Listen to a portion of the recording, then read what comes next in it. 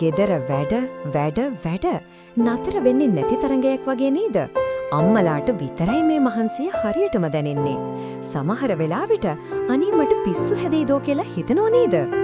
දැන්ම මේ සියලුටම විරාමයක් දෙන්න. විනාඩියකින් කාම් වෙන්න ටිප් ටිකක් බලන්න. පළමුව, තප්පල 60ක් එළිය බලන්න. ජනේලයෙන් පිටත අහස නැත්නම් ගහක් දිහා බලන්න. ඒ සමගම උසට කෙලින් ඉන්න.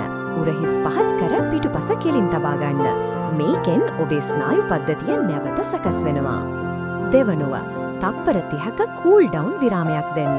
සීතල වතුර වීදුරුවකින් තොල උගුර තෙමා ගන්න. මොළයට ඉක්මන් විවේකයක් දෙන්න. තප්පර කිහිපයක් ඒ මොහොත රස විඳින්න. ඔබේ ශරීරය සංසුන් වෙන හැටි දැනෙන්න.